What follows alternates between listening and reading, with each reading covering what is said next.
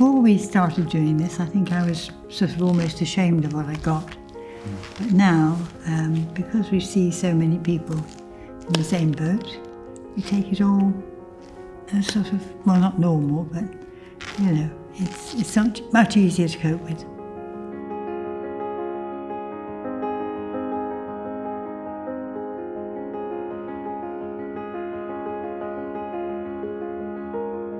You forget the condition, you forget the situation you're in, and just react to what is happening now.